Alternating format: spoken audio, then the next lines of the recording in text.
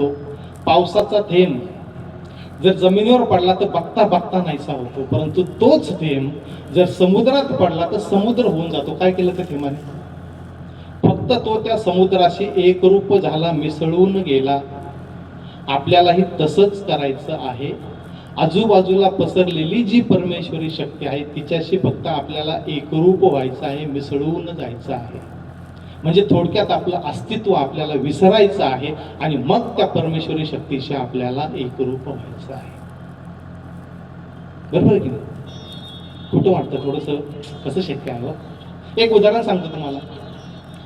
जांभळाचं बी एवढंच असतं. तुमच्या समोर जर मी आता पकडलं की हे जांभळाचं बी आहे, बरोबर की, आणि मी तुम्हाला म्हटलं की हे जांभळाचं झाड आहे, काय तुम्हाला काय खोटं बोलता आहे? तर बी आहे. परंतु तेच बी जर आपण जमिनीमध्ये लावलं, त्याला थोडंसं पाणी घातलं तर हळूहळू त्याचं एक रोपटं तयार होतं आणि काही दिवसानंतर त्याचा मोठा वृक्ष तयार होतो, म्हणजे झाड तयार होतं. आपलंही तसंच आहे. परमेश्वराने आपल्यामध्ये ती बीज, ती शक्ती टाकलेली आहे. फक्त त्या शक्तीला व्यवस्थित वातावरण मिळालं पाहिजे, व्यवस्थित ती परिस्थिती निर्माण झाली पाहिजे की मग आपण त्या परमेश्वरापर्यंत पोहोचू शकतो, परमेश्वराची प्राप्ती करू शकतो. परमेश्वराची प्राप्ती खूप मोठी गोष्ट आहे. आता तुम्ही इथं आलात, बरोबर की नाही? कशासाठी आलात? काय कारण इथे येण्याचं? तर देवाचा कार्यक्रम आहे, आध्यात्मिक कार्यक्रम आहे. आणि कुठलाही देवाचा आध्यात्मिक कीर्तन असेल, प्रवचन असेल, व्याख्यान असेल, रामकथा असेल, बरोबर आहे की आपण आवर्जून जातो. तसे तुम्ही आज या ठिकाणी आलेला कशासाठी हो? तर ज्या परमेश्वरासमोर, ज्या देवासमोर, ज्या मूर्तीसमोर दररोज मी नतमस्तक होतो, ज्या देवाची मी दररोज पूजा करतो, त्या देवाविषयी, त्या परमेश्वराविषयी मला काहीतरी ऐकायला मिळेल. आणि ऐकल्याने काय होतं? तर आपल्या सगळ्यांची एक भावना आहे, श्रद्धा आहे की मी जर परमेश्वराचे गुणगान ऐकले, मी जर परमेश्वराचं गुणगान केलं तर तो जो परमेश्वर आहे त्याची कृपा माझ्यावरती होते. बरोबर आहे की? परमेश्वराची कृपा. बरं, परमेश्वराची कृपा कशासाठी पाहिजे? सकाळी पूजा करता, बरोबर का, आपण सगळेजण मंदिरात जाता, काय मागतो परमेश्वराला? काय मागतो आपण? की माझ्या घरात माझी छोटी छोटी मुलं आहेत, त्यांचा अभ्यास व्यवस्थित होऊ दे, कुठला आजार होऊ देऊ नको, मुलगी आहे तिचं लग्न होऊ दे, मुलगा आहे त्याला नोकरी लागू दे, घरामधलं कुठला आजार पण नको, भांडण नको. एवढंच सगळं मागतात. अजून काय मागतात? एवढंच मागतात की माझं जे काही कुटुंब आहे, माझा जो काही प्रपंच आहे तो सुखी, समाधानी, आनंदी होऊ दे. एवढंच आपलं त्या परमेश्वराकडे मागणं असतं. आणि मग आपण इथे सगळे बसलेला आहात, आपल्यापैकी किती जण सुखी, समाधानी, आनंद एकदम छाती ठोकपणे सांगतात की माझं सगळं व्यवस्थित आहे, मला काहीच प्रॉब्लेम नाही? किती जण आहेत? फार कमी, किंबहुना नाही म्हटलं तरी चालेल. तुम्ही सगळे आपण बसलेले आहोत ना, प्रत्येकाच्या मनामध्ये काहीतरी टेन्शन आहे, काहीतरी विचार आहे, काहीतरी चिंता आहे. प्रश्न, टेन्शन, चिंता, विचार वेगळे असतील. कोणाच्या घरात आजार पण असेल, कोणाच्या मुलीचं लग्न होत नसेल, कोणाचा मुलगा अभ्यास करत नसेल, बरोबर आहे की नाही, कोणाच्या अजून काहीतरी वेगळे प्रॉब्लेम्स असतील. म्हणजे प्रश्न, चिंता, टेन्शन सगळ्याला आहे. मग दोन गोष्टी संपवतात, दोन गोष्टी त्यातून निर्माण होतात की पहिलं की जो परमेश्वर आहे, जो देव आहे तो खोटा आहे, परमेश्वर वगैरे काही नाही. आणि तशी लोक आहेत जगात, परमेश्वर वगैरे मी काही मानत नाही, सगळं व्यवस्थित चाल, अशीही लोक आहेत. आणि दुसरं, तुमची भक्ती, तुमचं पूजा, तुमची श्रद्धा, तुमचं जे काय पारायण असेल, जे काय कीर्तन असेल, जे काय सत्यनारायण असेल, सगळं खोटं आहे. मग खोटं आहे का नाही? तुम्ही जे काय उपवास करता, मनापासून करताना एखादा उपवास जर चुकला ताई तर वाईट वाटतं की नाही? चुकला होतं ना. का? तर त्या देवावरती आपली मनापासून श्रद्धा असते, भक्ती असते आणि आपण ते मनापासूनच करत असतो. म्हणजे आपली भक्ती खोटी नाही आहे, आपण मंदिरात जातात तेही खोटं नाही आहे. आणि देव जो आहे, देव आहे ना, सत्य आहे ना, सगळ्या संतांनी सांगितलेलं. मग परमेश्वरही सत्य आहे, परमेश्वरही खरा आहे, आपली भक्तीही खरी आहे. मग चुकतं कुठं? तर भक्त आणि परमेश्वर याच्यामध्ये गॅप पडलेला आहे, अंतर पडलेलं आहे. परंतु आज तुम्हाला खात्रीने सांगतो की या सहयोगाच्या माध्यमातून परमपूज्य माताजी श्री निर्मला देवींच्या कृपेमध्ये आपली भक्ती, आपली श्रद्धा त्या परमेश्वरापर्यंत पोहोचणार आहे आणि आपलं जे काही मागणं आहे ते मागणं पूर्ण होणार आहे. आम्ही काहीतरी फक्त सांगून जाणार नाही आहोत. तर या कार्यक्रमाच्या शेवटी मला परमेश्वराचे आशीर्वाद मिळाले ही जाणीव आपल्या हातावरती, टाळूवरती होणार की मला त्या परमेश्वराचे आशीर्वाद मिळाले किंवा मग परमेश्वरच मिळाला. एवढी मोठी गोष्ट या कार्यक्रमाच्या शेवटी येतो. हा परत येतोच प्रश्न, कसं शक्य आहे? बरं काय करायचंय? तुम्हाला फक्त एवढंच सांगतो की काय करायचं आहे, काही करायचं नाही.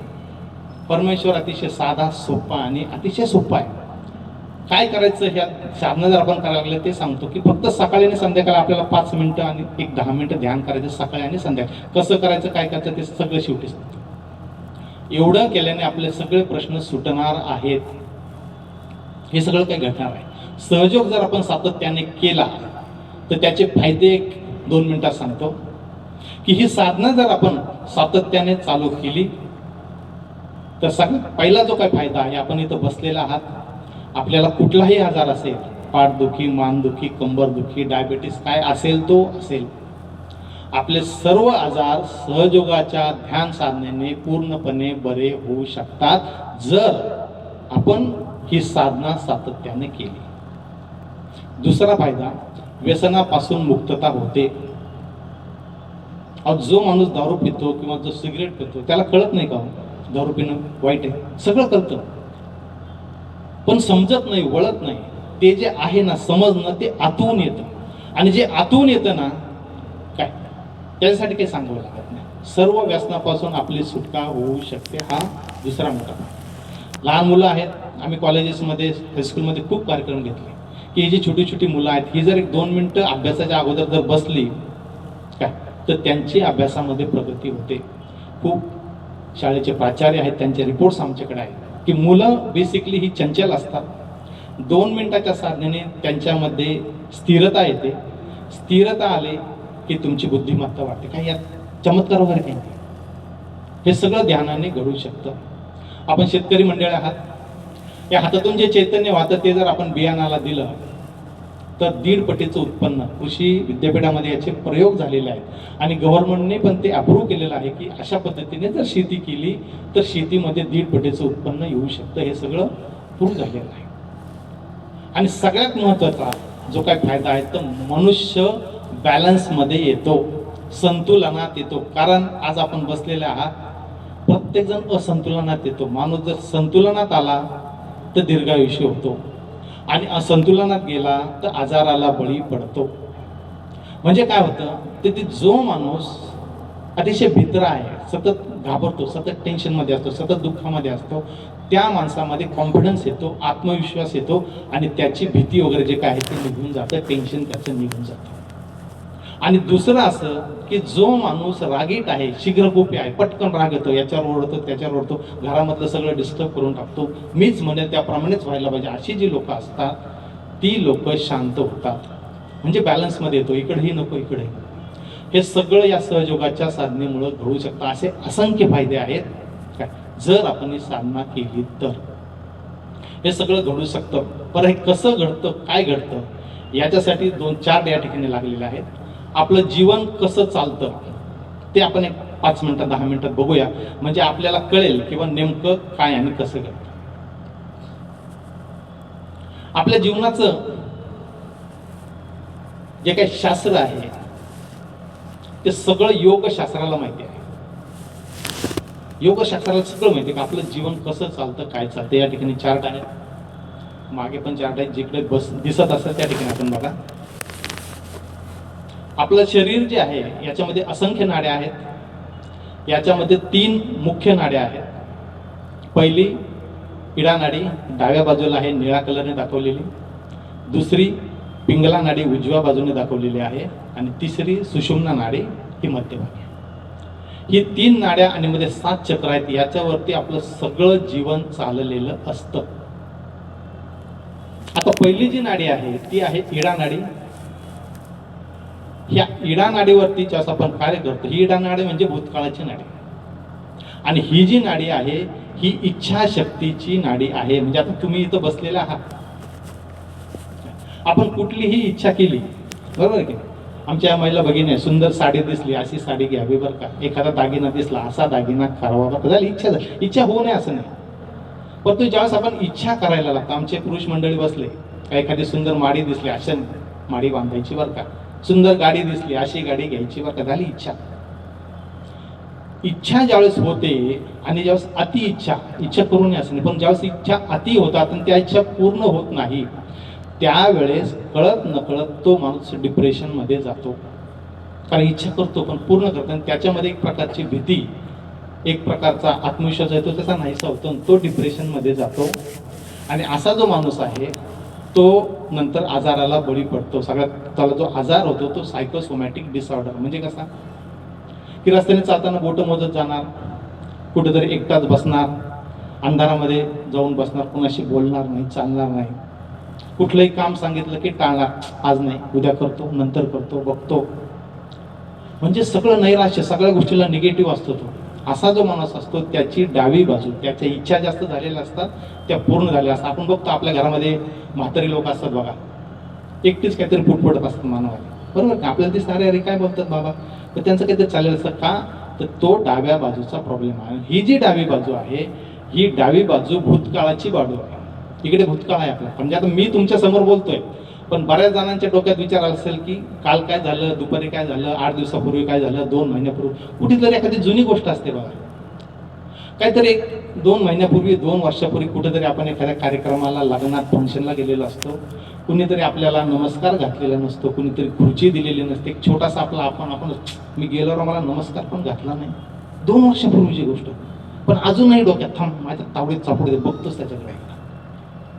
म्हणजे घटना घडून गेली, 2 वर्ष झाले, 2 महिने, 4 वर्ष झाले, पण त्याच्या डोक्यात तेवढंच असतं. असाही जर आपण सतत भूतकाळाचा विचार केला तर ही जी डावी बाजू आहे, ही डावी बाजू खराब होते आणि आपल्याला मानसिक आजार चालू होतात.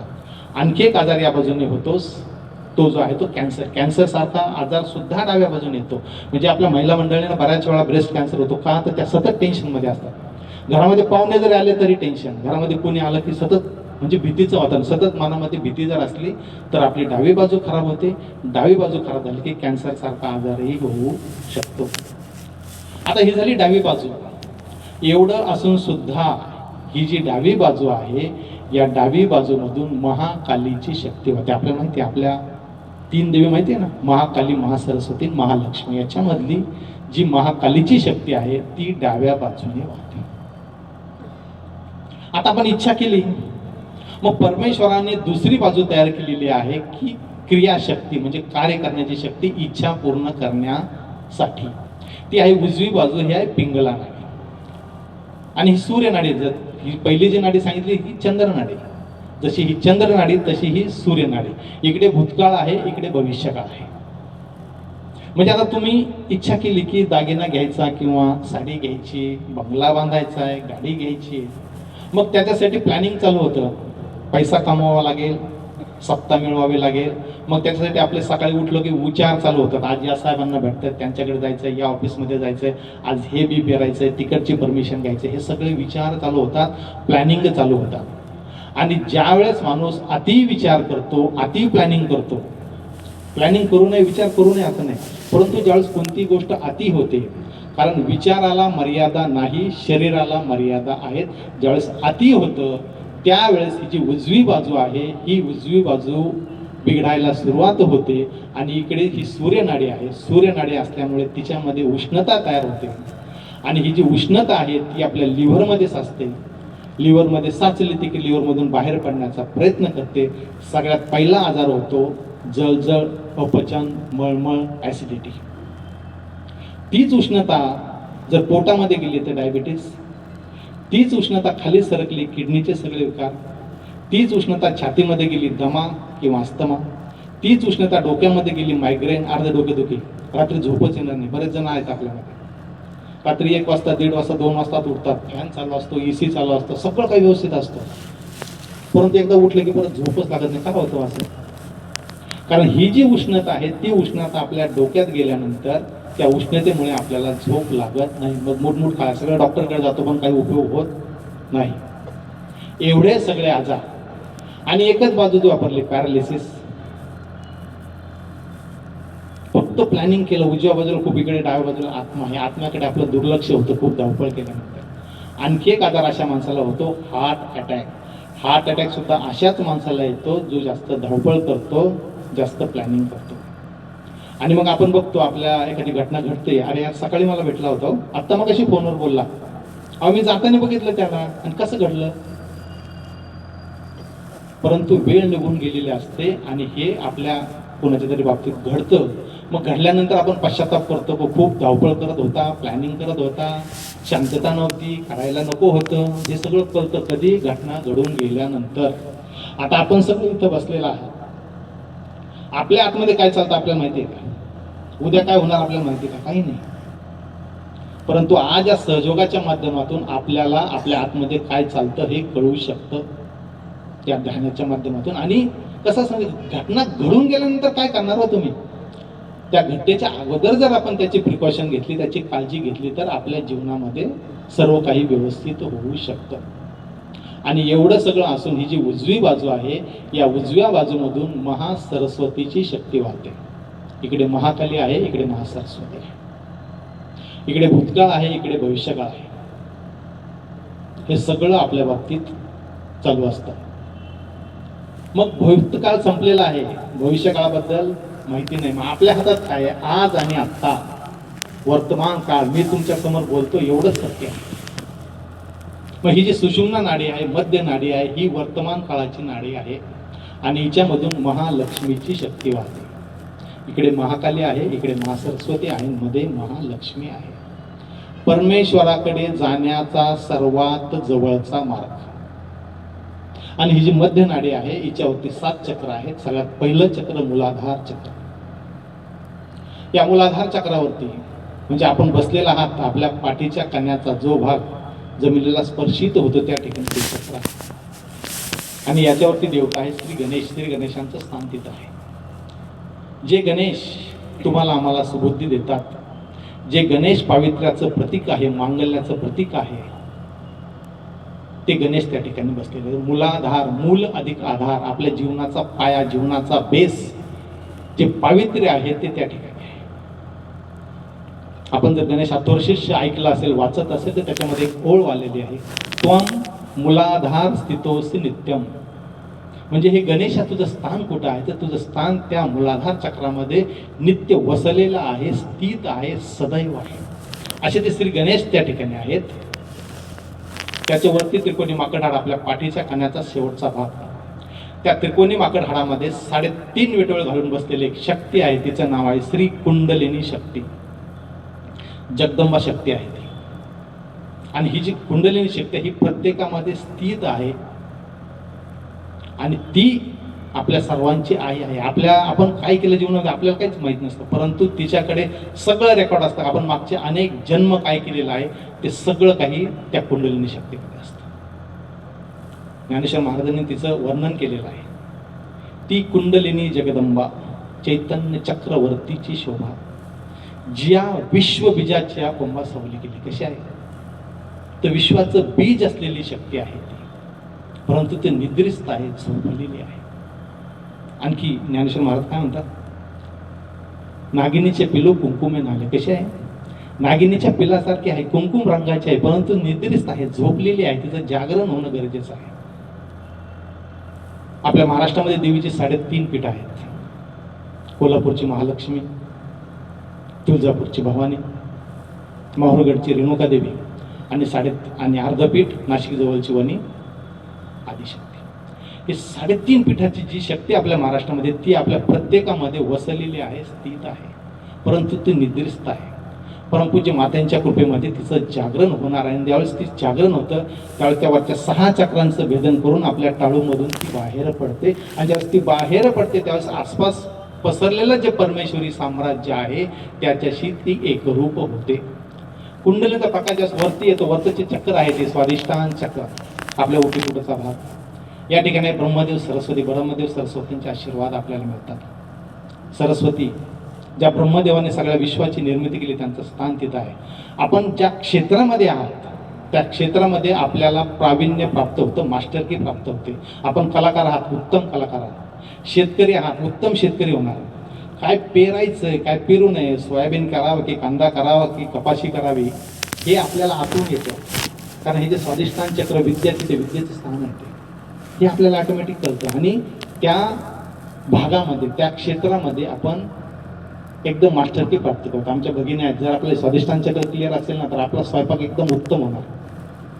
आपण अनेक उदाहरणं बघतो, सामान तेच असतं, सगळं तेच असणार, करणाऱ्या दोन दोन वेगळ्या असल्या की हिचा स्वयंपाक चांगला होतो, हिचा सांगा का होतं असं? कारण जिचा स्वयंपाक चांगला होतो तिचा स्वादिष्ट चांगला असतं. त्या ब्रह्मदेव सदस्याचे आशीर्वाद मिळतात. खूप मोठी गोष्ट आहे. कुंडलीचा प्रकाश जसं वरती येतो, नाभी चक्र आपला पोटाचा जो मध्य भाग आहे, या ठिकाणी आहे नाभी चक्र, या ठिकाणी आहे लक्ष्मी नारायण. लक्ष्मी नारायण म्हटलं का आपल्या समोर काय येतं? सुख, समाधान, शांती, आनंद. त्यांचे आशीर्वाद आपल्याला मिळतात. आपला प्रपंच सुखाचा, समाधानाचा, आनंदाचा होतो. पोटाचा जो गोल भाग दाखवलेला आहे तो आहे भवसागर. आदिगुरु दत्तांचे सर्व अवतरण आपल्या पोटामध्ये आहेत. धर्म आपल्यामध्ये स्थापित होतो. धर्म म्हणजे हिंदू धर्म, हिंदू मुस्लिम वगैरे तो धर्म आहे. तर मानव धर्म, मानवाने मानवाशी कसं वागायचं.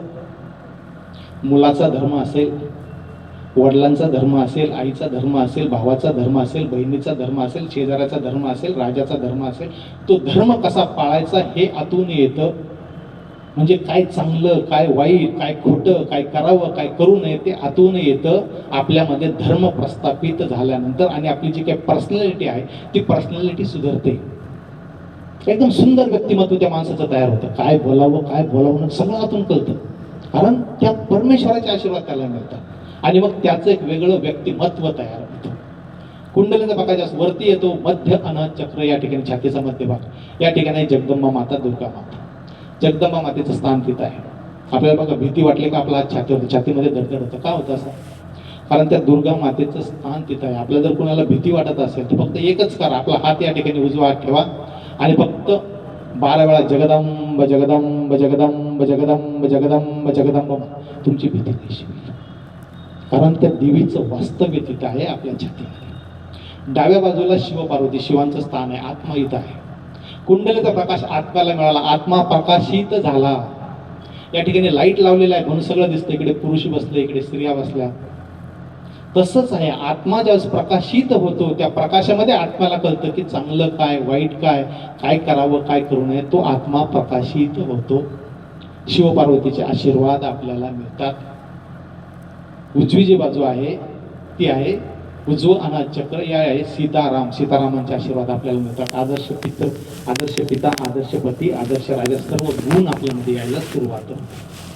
कुंडलीचा प्रकाश वरती गेला, गळ्याचा खोलगट भाग, या ठिकाणी आहे विशुद्धी चक्र, राधाकृष्णाचं स्थान आहे बघा इथे. राधाकृष्ण, कृष्णाची मधुर वाणी आपल्याला प्राप्त होते.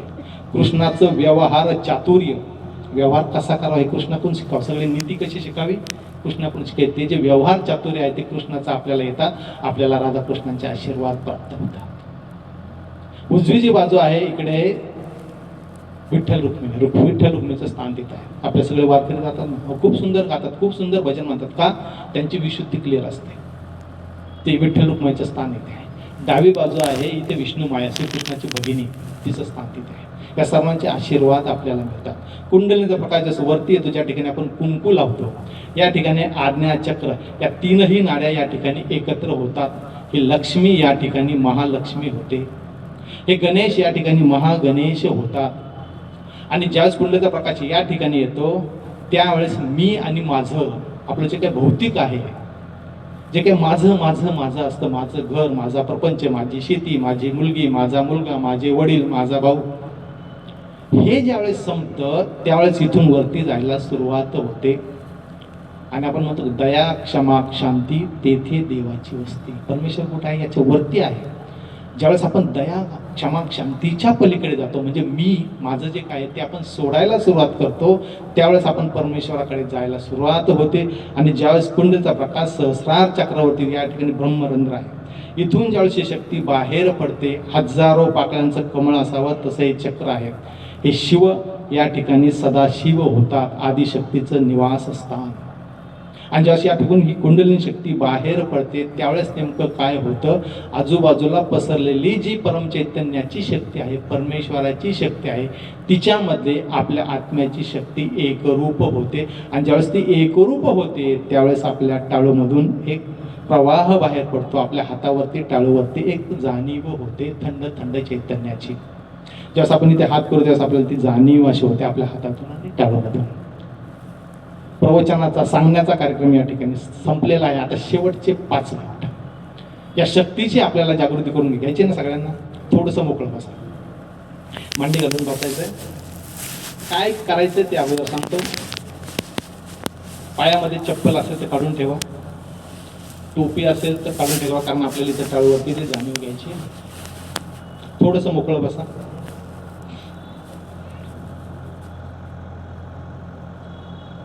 इथे एक योगी बसलेले आहेत. काय करायचं यांच्याकडे बघून आधी डोळे उघडे ठेवून बघून घ्या, कारण हे सगळं आपल्याला डोळे बंद करून करायचं आहे.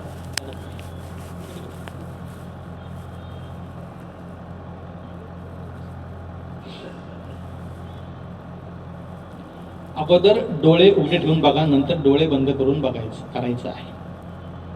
मी सांगेल की सुरुवातीला दोन्ही हात मांडीवरती ठेवा, या पद्धतीने मांडीवरती ठेवायचे. आपण प्रसाद घेताना ठेवतो ना त्या पद्धतीने, आणि एकदम आपलं रिलॅक्स बसायचं. असं एकदम ताट वगैरे काही गरज नाही, एकदम शांत. फक्त पाठीचा काना ताट ठेवायचा, पाठीचा काना ताट ठेवायचा.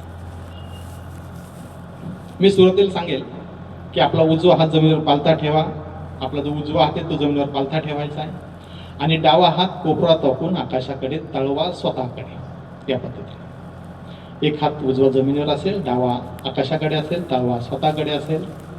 आता हे का करायचंय तर मगाशी जे सांगितलं होतं डावी आणि उजवी, बरोबर की डावीकडे नको उजवीकडे नको, म्हणून आपण काही प्रार्थना घेणार आहोत. हे ठेवल्यानंतर मी जी काही प्रार्थना म्हणेल ती मनातल्या मनात म्हणायची आहे. एवढं करून झालं की मी सांगेल आपले दोन्ही हात मांडीवरती घ्या, दोन्ही हात परत मांडीवरती घ्यायचे, आणि यानंतरच्या सगळ्या क्रिया उजव्या हाताने करायच्या आहेत. मी सांगेल सुरुवातीला की उजवा हात छातीवरती डाव्या बाजूला ठेवा, या पद्धतीने दाबून धरायचा. छातीवरती डाव्या बाजूला जिथे आपलं हृदय आहे, हृदयाचे ठोके पडतात त्या ठिकाणी दाबून धरायचा. लक्ष त्या ठिकाणी द्यायचं. काही प्रार्थना सांगेल ती मनातल्या मनात म्हणायची आहे. त्यानंतर तोच हात कपाळावरती आडवा दाबून धरायचा आहे. मान थोडीशी पुढे झुकवायची आहे. आपण डोकं दुखताना दाबतो ना त्या पद्धतीने थोडासा हात दाबायचा, मान थोडीशी खाली झुकवायची आहे. काय प्रार्थना सांगेल ती मनातल्या मनात म्हणायची आहे. आणि त्यानंतर तोच हात डोक्याच्या मागे मागे ठेवायचा आहे. आपल्या हातावरती डोकं झेलून धरायचं. या पद्धतीने एक प्रार्थना सांगेल ती मनातल्या मनात म्हणायची आहे. आणि त्यानंतर आपला हात, हाताचा तळवा टाळूवरती दाबून धरायचा आहे.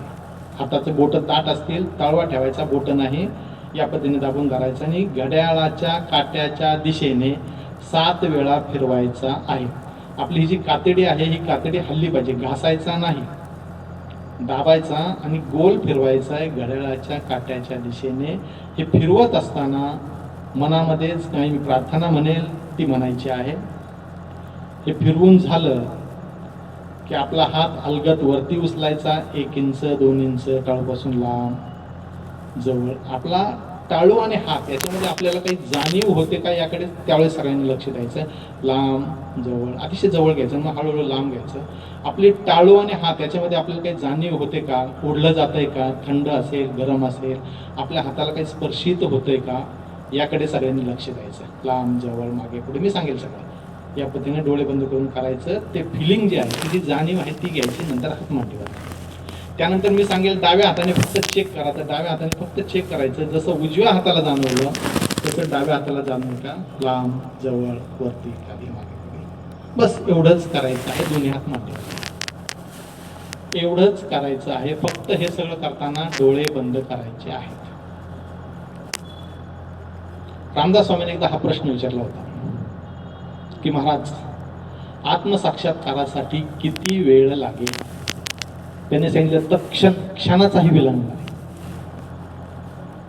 पण घेणाऱ्याची शुद्ध इच्छा पाहिजे, देणारा